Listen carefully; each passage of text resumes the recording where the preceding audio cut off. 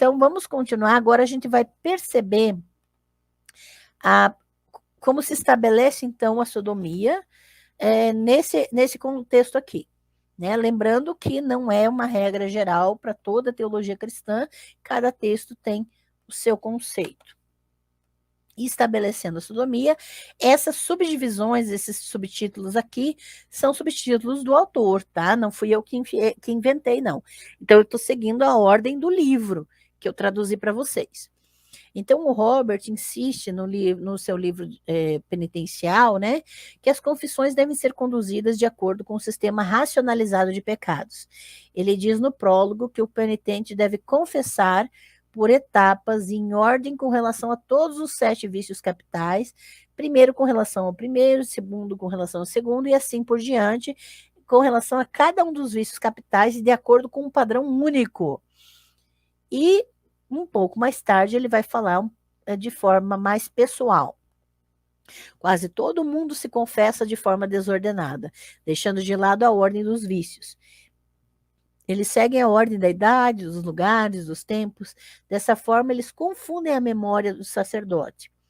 Prefiro que você confesse os vícios individuais em sequência, juntamente com suas espécies, na medida em que um nasce e procede de outro, começando pelo orgulho, que é a raiz de todos os males.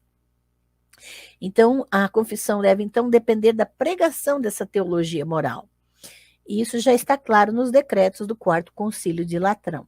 Tá? O decreto conciliar enfatiza que os pregadores devem mostrar em suas vidas o que falam em seus sermões. Mas se os pregadores vão ensinar um padrão racional de moralidade, muito mais se eles o viverão. Então, eles mesmos devem ser ensinados. Então, existe essa tônica da responsabilidade pessoal dos pregadores. Essa necessidade foi reconhecida desde o início.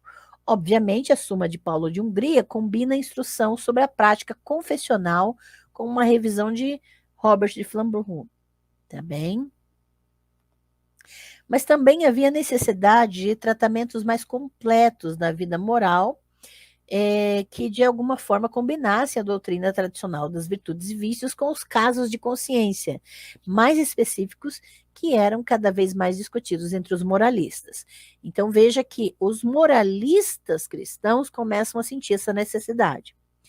As organizações das virtudes e dos vícios remontam às tradições monásticas orientais e aos padres até os mitógrafos e filósofos chamados pagãos, tá? Lembrando que os cristãos é que chamam os não cristãos de pagãos.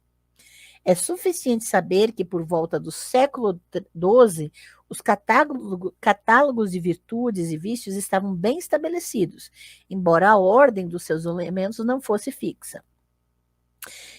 Guilherme de Auxerre considera as virtudes como tais, as virtudes teológicas, as virtudes cardeais, com seus anexos, os dons, as bem-aventuranças, as propriedades e comparações das virtudes e, finalmente, os mandamentos, com os pecados e casos correspondentes.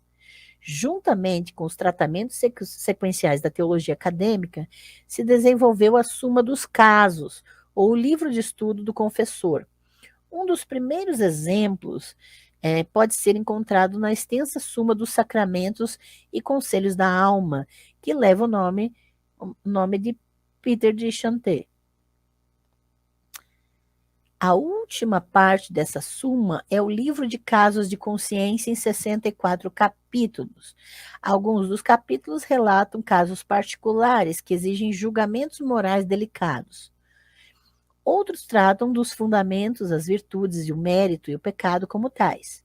A variedade do material de Peter é excedida por sua desordem, que piora perto do final da antologia.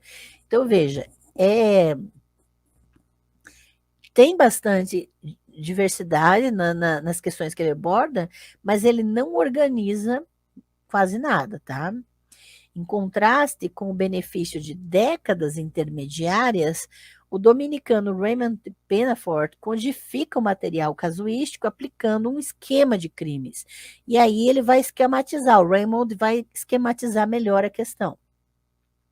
Os crimes são cometidos contra Deus ou contra o próximo, e são diretos, menos diretos e indiretos. Os crimes diretos contra Deus são simonia, simples descrença, heresia, cisma e a combinação desses dois últimos em apostasia. Crimes menos diretos contra Deus são a quebra de votos, quebra de juramentos e outros perjúrios, fingimento ou adulação, adivinhação e desrespeito a festas solenes. Então, veja que o Raymond vai fazer uma gradação de crimes, tá?